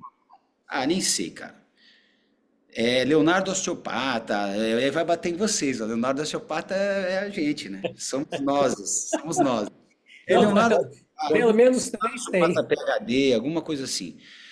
Leonardo Osteopata PhD e tal. Tá. E tem bastante conteúdo, tem bastante coisa, assim, é legal o canal, eu também acho legal. Eu acho legal produzir, eu acho legal tudo isso, e hoje, ultimamente, só para te dizer, eu não publiquei mais, faz 3 meses que eu não publico no Instagram. Muito legal, cara, eu tô feliz. Porque o tempo de eu ter que fazer aquelas paradas, de não sei o que, do sei, aí contratei equipe, aí é Trello, aí bota no Trello, aí vão se fuder, aí tem que revisar tudo, cara, detesto, irmão, detesto. Aí tem que botar legenda, tem que cortar, cara, você sabe o trabalho que isso aí é, cara. E eu parei de publicar, fiquei tão feliz, cara. Mas assim, enfim, eu acho que todo mundo que deve fazer o que naturalmente faz melhor e conseguir fazer, mas não é o meu forte, entendeu? Mas eu gosto de falar, é isso. Não, é o seu forte, você manda muito bem no Instagram, e eu acho que você tem que respirar e voltar. Mas fica Ah, tranquilo. uma hora eu volto, mas mas sem compromisso, cara. É muito Isso, fodido vai ter que Sem publicar. pressão, tranquilo. sem pressão, cara. Ó, Vocês são e quem quiser seguir é dr. Como que é? Leonardo DR Schneider. Leonardo Schneider, deve ser. DR Leonardo Schneider, eu acho que é. DR Leonardo Schneider. Segue lá também quem está assistindo aí o podcast que vai gostar. Tem muita coisa muito legal lá. E daqui a pouco ele volta, viu? Não sei, acho que quando vocês forem assistir esse episódio, Ah, talvez já, ele já. tenha voltado. Não, hoje eu já publiquei um negocinho, eu já vou publicar, mas assim, não é isso aí. Na verdade, enfim, eu abri esse parênteses, mas é porque a Ó, gente e tá. uma outra coisa interessante aqui, ó, que é um relato de uma fisioterapeuta, que ela fala o seguinte, porque aí vem muito esse negócio que a gente está falando, que o modelo biomédico, modelo biomédico, modelo biomédico, e os fisioterapeutas são formados dentro do modelo biomédico. Então a gente tem Então, essa questão, né, nosológica do problema e que não é um diagnóstico funcional que nem a gente deveria fazer, e aí ela fala com a cabeça da fisioterapeuta. A gente percebeu a importância de observar como a gente fala, porque se a gente não explica, ele vai passar a vida toda sem fazer mais nada, que é aquela história de, meu amigo, você tem uma hérnia de disco, nunca mais você pode agachar. Quantos pacientes recebem essa condenação chegam para a gente fala assim: não, nós vamos tratar disso, nós vamos resolver esse problema, nós vamos dar um caminho para isso, vamos dar funcionalidade para a sua coxa femoral, para a sua sacroiliaca, para a sua lombar, e você vai fazer tudo o que você tem que fazer, e as minhas hérnias vão continuar aí, prometo. Ou elas podem ser reabsorvidas, ou qualquer outra coisa, mas nós vamos trabalhar a funcionalidade. E isso é muito legal, né? é. Isso é todo dia, né? Isso é o nosso dia, né? Eu acho que foi essa. Eu acho que eu me lembro mais ou menos da situação também. E ela realmente falou várias coisas na primeira consulta. Se lembra aquela que a equipe fazia? Daí ela Sim. assumiu o controle da consulta, falou várias coisas. E depois eu fui e fiz a minha consulta. Eu nem comentei nada. Mas eu me lembro, depois que ela reparou que a forma que eu falei a mesma coisa de maneiras completamente diferentes, tu muda, né? Tu muda muito, muito. Tu liberta ou tu aprisiona, né? É interessante. Bora. É isso que é muito bom. Que mais? Ó, e uma coisa que eu quero te perguntar. Depois que você fez esse estudo, essa imersão toda, coletou todos esses dados, fez todas essas reflexões, como é que você voltou para o seu consultório diferente? O que que aconteceu de diferente? Você já falou um monte de coisa que mudou, mas assim, o que que você percebeu que assim, o que que mudou no Leonardo Schneider depois de fazer essa pesquisa, de aprofundar dentro do conceito real da osteopatia na prática, né? O que que mudou em você como profissional de saúde quando você atende uma outra pessoa? Olha, eu acho que assim, é claro que a gente passa pela vida por diferentes pontos de corte da nossa conduta, sabe? E eu acho que até hoje é uma constante, eu vivo mudando.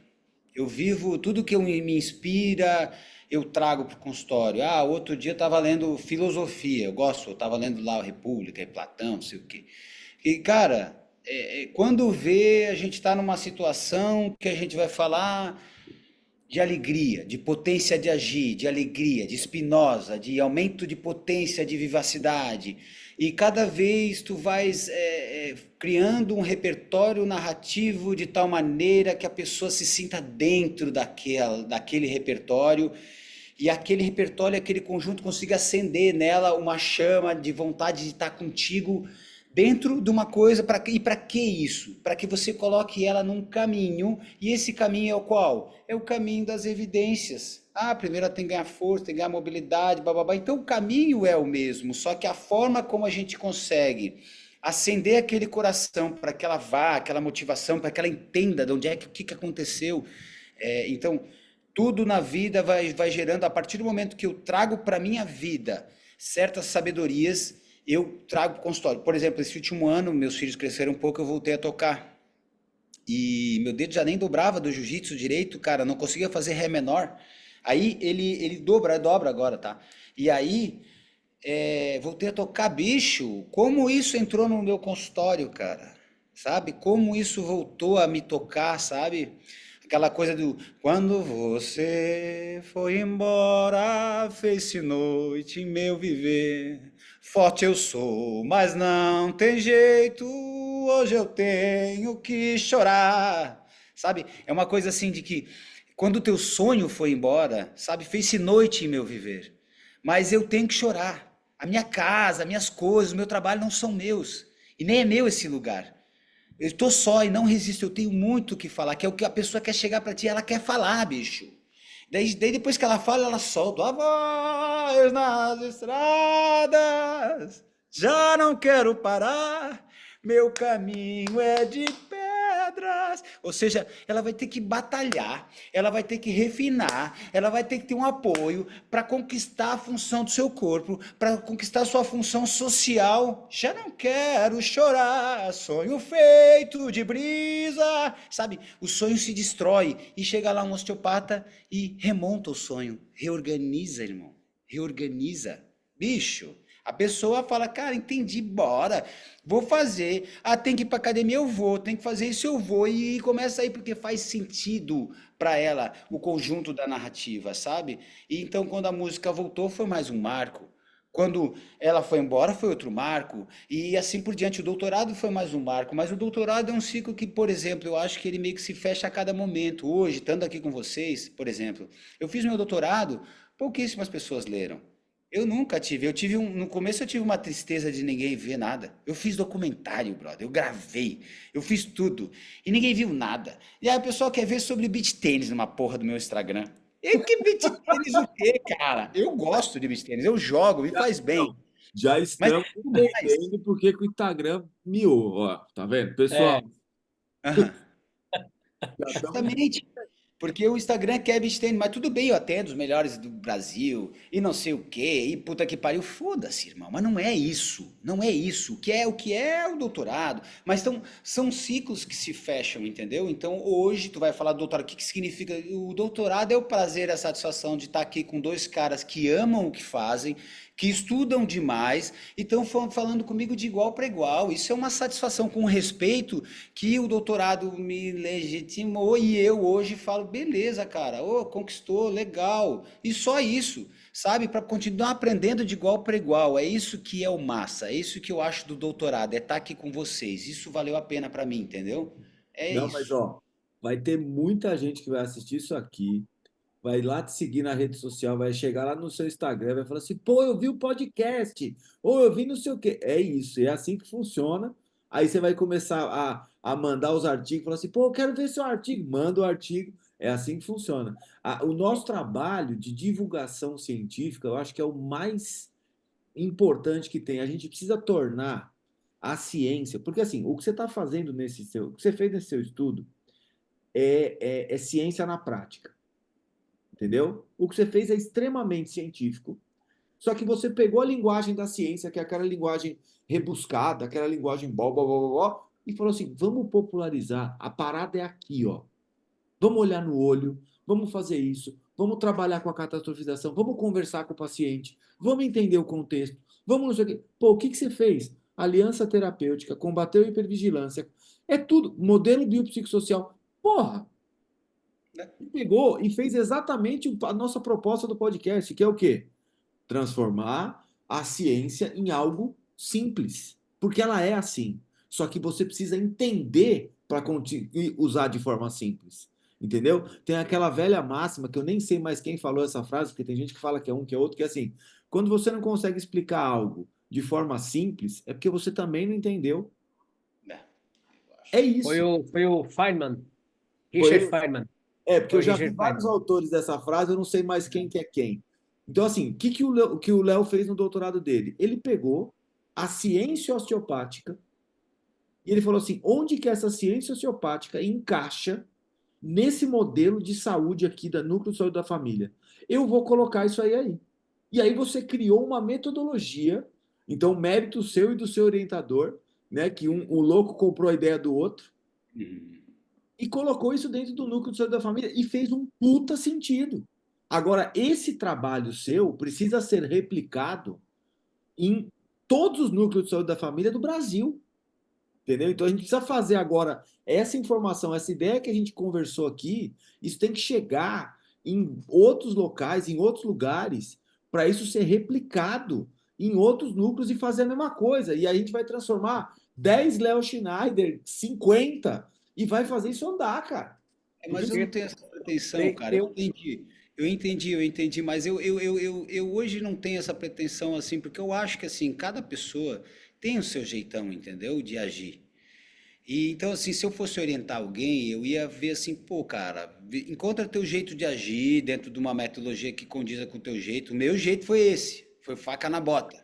Eu não sei se seria o melhor para um, para outro. Então, cada um vai manifestando. E a osteopatia é muito interessante. Você pode ver uma forma como eu aprendi muito osteopatia. Depois que eu me formei, eu fui de consultório em consultório, eu batia nos consultórios. Falei assim, pô, professor, ô Jackson, porra, tu manipula bem, tu gosta, atende um monte de gente. Cara, posso ficar no teu consultório? Ele falou assim, porra, cara, pode. Aí eu passei 6 meses, quase todos os dias, que nem um poste no canto do consultório do Jackson, que era pequenininho, quietinho assim.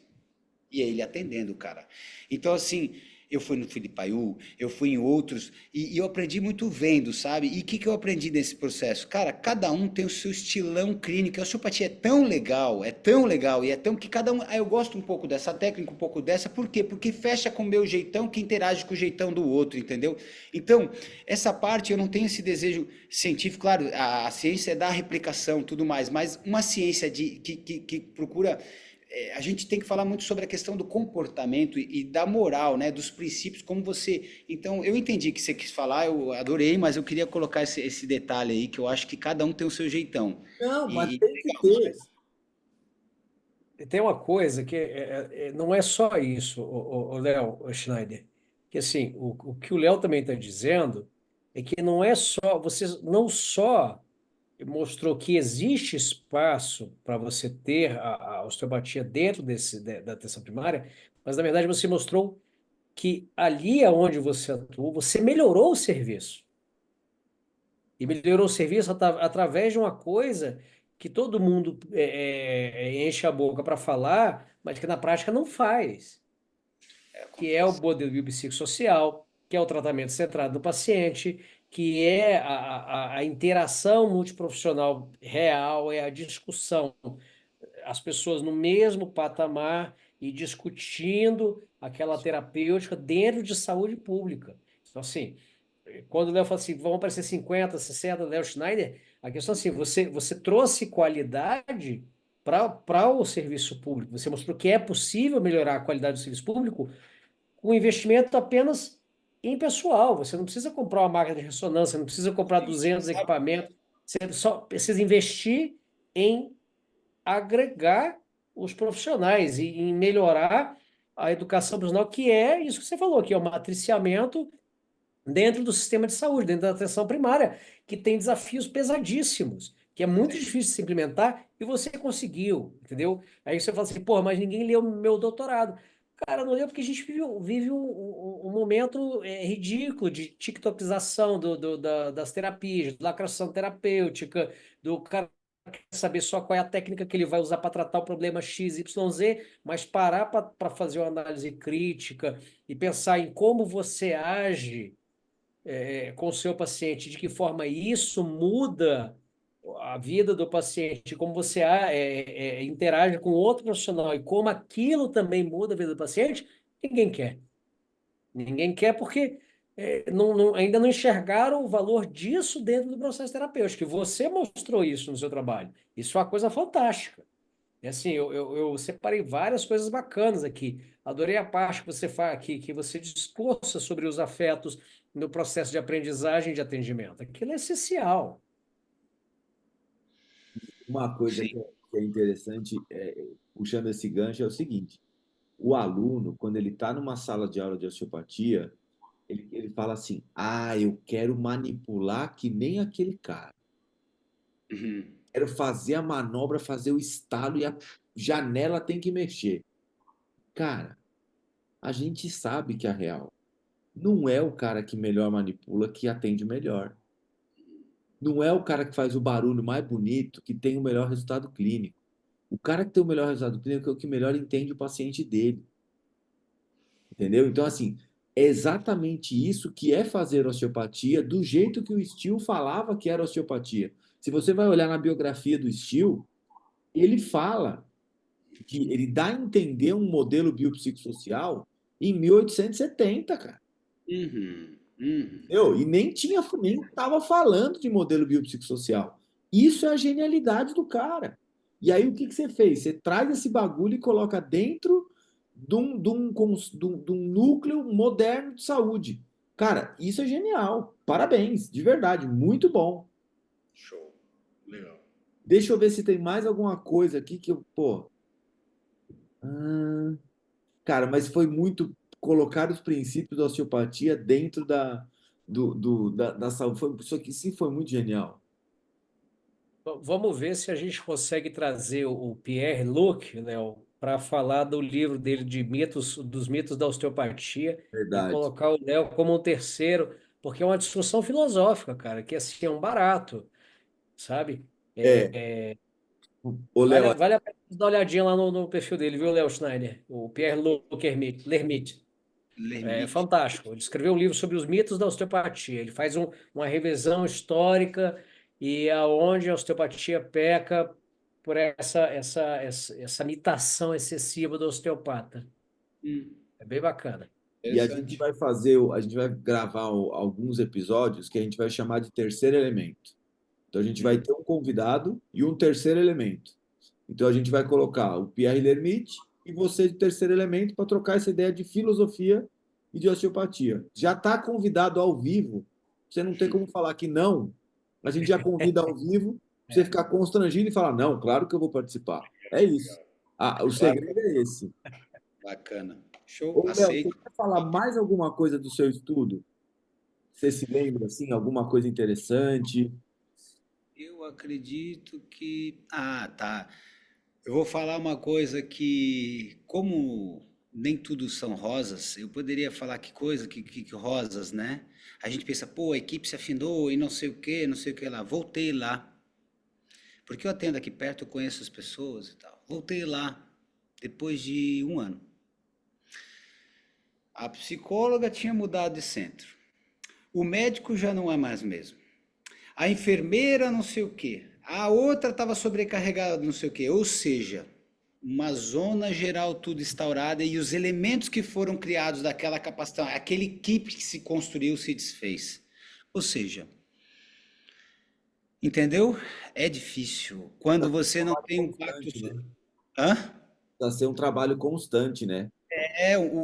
Aí a gente pensa assim, É no serviço privado, nas suas equipes, você valorizar suas equipes, valorizar suas relações, valorizar o seu núcleo de apoio. Por exemplo, eu conheço um nutricionista, cara, que quando eu preciso, ele me dá, ele não fica fechando, esmiuçando conhecimento para ele, ele me ensina. E aí de vez em quando eu encaminho, mas não é todo mundo que eu caminho, mas às vezes inclusive, às vezes eu trago alguns traços, uma forma de agir, sabe? A gente valorizar essas relações, porque são as relações pessoais e humanas que vão fazer com que o conhecimento fique vivo, sabe? E às vezes a relação de trabalho no SUS, por exemplo, um já aposentou, o outro não ganhava dinheiro. Então é uma coisa no Brasil ainda. O generalismo, se você é um clínico, um osteopata, eu me chamo de osteopata de família, gosto de me chamar assim, sou osteopata de família, mas assim, um médico de família, um clínico geral que consegue enxugar o serviço é muito pouco valorizado, né, ainda no Brasil e em vários lugares, Estados Unidos também. Mas isso vai mudar. Daqui a pouco, gradualmente, as pessoas vão falar, cara, não, preciso de alguém que entenda de mim primeiro, antes de fazer um monte de exame, e antes de eu querer decidir qual exame que eu vou fazer, qual médico já chega com o exame pronto. Isso deve e vai mudar pelo bem social. Os médicos de família, os osteopatas de família, as pessoas centradas realmente na pessoa têm que começar a entender que isso é valorável. Eu hoje, na clínica prática, as pessoas vêm por isso. As pessoas vêm famílias assistir minha consulta, sabe? Vem pai, vem mãe, vem filha. Assistem a consulta como se estivesse assistindo aqui. E cada vez mais que isso se dá, cara, o tesão, a coisa legal, a beleza de falar sobre tudo ao mesmo tempo junto com o embasamento osteopático e da ciência moderna é muito lindo. Então é isso que eu digo. A gente gradualmente eu torço para que isso aconteça, mas eu tenho a impressão que quando a gente começar a reparar que o mundo do TikTok não entrega o que promete, que o mundo do Instagram não entrega o que promete, daqui a pouco as pessoas vão falar, estou cansado de recortes. Agora eu quero uma coisa que una, eu quero uma coisa que dê estabilidade, eu quero uma coisa que fale de mim para mim e me faça viver de dentro para fora sem 10 mandamentos disso, 10 receitas disso, 10 formas daquilo. E aí sim você vai ver que tem um cara lá e uma equipe lá que realmente olha no olho e fala, ei, tudo bem? Qual é o teu problema? E é isso que é a coisa, sabe? Então é isso que eu acho legal. Muito bom, muito bom. Terminei. Vou fechar aqui o artigo. Cara, ó, muito legal. Eu vou ler esse artigo de novo algumas vezes. Vou recomendar esse artigo em sala de aula a partir de agora. Ó, eu pego o Ok. artigo do Léo Diniz e quando eu vou falar de osteopatia visceral, eu coloco o artigo dele lá e já tirei até foto, falando assim, ó, tô falando do seu artigo aqui, já mandei para ele. Então agora, quando eu for falar de modelo de saúde, eu vou usar o seu artigo, vou tirar a foto, vou mandar para você e vou mandar pelo Instagram para você voltar para lá. Legal, legal, legal. Certo? Pô, cara, Então, assim, vou falar em sala de aula, porque assim, isso precisa, essa mensagem precisa chegar em mais lugares, cara. Parabéns, parabéns, foi muito legal o seu trabalho, muito legal mesmo. Léo, faz aquela pergunta para ele. Agora, Léo, sua pergunta clássica do nosso podcast. Qual é a sua pseudociência favorita? pseudociência favorita? É. Puta que pariu, tu vai perguntar coisa pro cara errado, que olha só, eu vou falar de microfisioterapia pelo seguinte sentido.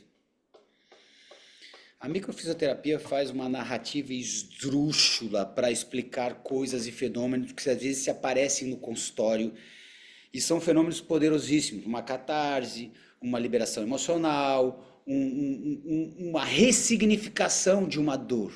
E aí você faz uma interpretação esdrúxula, que está registrada a porra do tecido que o cara sentiu, que pelo amor de Deus, então você faz com que a pessoa experimente em si um potencial terapêutico de cura, que associa ideias, reescreve narrativas, mas de uma maneira esquizofrênica.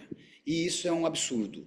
Mas tem pessoas que realmente se encantam pelo bom coração. O cara vai lá, faz o cursinho, porra, que animal e tal. Mas assim, se tu estudar um pouquinho melhor, tu vai ver que tu consegue fazer coisas parecidas, emocionar, tocar, sensibilizar, acolher, acalmar, inspirar de uma maneira coerente com a ciência, com o comportamento, com a psicologia, ou seja, respaldada de tríades, pelo menos, de três pontos de vistas que não se batem e realmente se convergem, sabe? Não como uma microfisioterapia.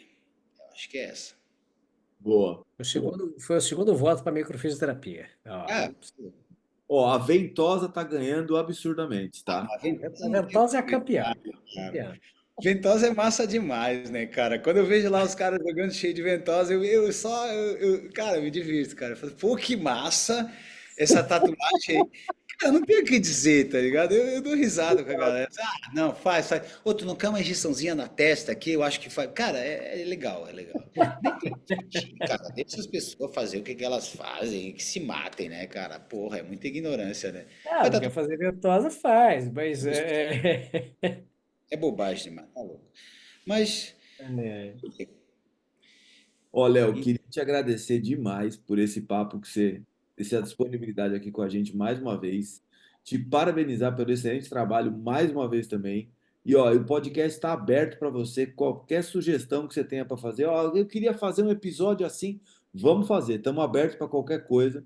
Você já é o nosso terceiro elemento convidado aqui para próximos episódios, tá? Então assim, a casa é nossa agora. Então essa overdose de Léo acho que foi bem legal. E pode fazer suas considerações finais aí.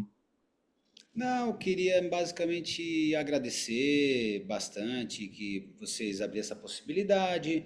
Acho que é muito bacana essa chance de a gente poder expressar uma coisa que a gente tem carinho, que a gente se envolveu há muito tempo. Então, assim, muito legal, assim, sabe? Eu acho que é difícil mesmo as pessoas acolherem um cara que fala tanto como eu, às vezes, que eu falo mesmo. Às vezes eu me critico de falar, porra, fala menos, fala menos, fala menos. Mas ao mesmo tempo eu acho que sou eu, né? Então queria agradecer, pô, essa chance aí. Valeu, brigadão, show de bola, tô bem feliz e legal a experiência, sigo em frente, vida longa para todos nós, né? Vamos desenvolver esse conhecimento, ficar bom e curtir a osteopatia. Cara, quem quer estudar osteopatia, cara, aprende que você pode encontrar lá no fundo, depois de errar bastante, depois de não sei o que, cara, uma vida deliciosa. Uma vida que tu vai ter a manha da fisiologia do teu corpo, das coisas, e tu pode ter uma consulta, o teu consultório ficar bem gostoso de trabalhar. Então é muito gostoso ser osteopata, é muito gostoso atender as pessoas e acolher, dá muito resultado, é muito bacana, dá para viver bem. É isso que eu digo.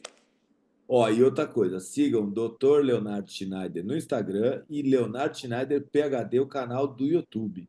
Show. Beleza? Aproveitem. Dúvida à tua disposição, tá? Valeu, Leozinho, valeu. Ô, Leozinho, tem uma Léo, pergunta pra obrigado. ti, cara. Léo, tem uma pergunta Pode pra fazer, ti. pode fazer. Porque o Fala. Léo, eu lembro do Léo uma coisa. E a tua dor de cabeça, meu querido? Ainda convivo com ela. Quase Claro, nada, zerado. zerado. É que Zerado. assim, uma coisa que eu me lembro de cada pessoa, cara, ao longo das pessoas é a história dela, sabe? Então tem pessoa que eu nem sei, eu nem lembro o nome, mas eu lembro das histórias, entendeu? Eu lembro de como as pessoas lidam, porque isso fica marcado na minha cabeça. Eu me lembro que o Léo tinha uma relação com essa forma inquisitiva dele, sempre questionador, sempre perguntando, estudando que nem um louco, sempre estudava muito, né, Léo? E a tua dor de cabeça de vez em quando ela aparecia, né? Então, tá bom. É, era muita agonia, né? Que a gente tem uma característica muito de confrontar o conhecimento, né? A gente não absorve o conhecimento por absorver, né? A gente acaba sempre fuçando naquele conhecimento dado, esmiuçando aquilo para entender aquilo por dentro. Porque você não vai pegar uma coisa, o fulano fala assim, olha, faz assim que é isso. A gente nunca foi de aceitar isso, né? Então, isso sempre gerou muito conflito, né? Para a gente que gosta de estudar e quer entender a coisa da maneira certa e fazer o correto. Mas foi bom te ter aqui, cara. Fazia tempo que a gente não se via. Eu acho que a última vez que a gente se viu foi 2019, talvez, ali aí no Córrego Grande, né? E, pô, tu sempre foi um cara, assim, que sempre trouxe questionamentos muito importantes ali no meio, enquanto a galera tava ali preocupada em aprender técnica, você estava questionando um propósito maior de tudo aquilo que era ensinado. Isso sempre foi muito bacana, né? Às vezes o pessoal falava assim, ah lá, o Léo, mó viajandão, não sei o quê, mas na verdade você fazia perguntas muito pertinentes sobre o nosso papel dentro de uma profissão que é muito bonita. E foi o que você falou no início. Isso não é um conjunto de técnicos, isso é uma profissão, é um sistema que evolui há muito tempo, né? E assim, foi muito bom te ter aqui, cara. Você vai voltar outras vezes, com certeza, até porque você tem muita bagagem, muita coisa para dividir com a gente. Essas 2 horinhas aqui foi pouco. A gente precisa de mais tempo, pô. Pô, precisamos ouvir mais Leonardo Schneider. Combinado? Boa noite. Obrigado, Agradeço galera. mais. Tamo junto. Boa noite, Valeu. boa noite. Valeu, valeu.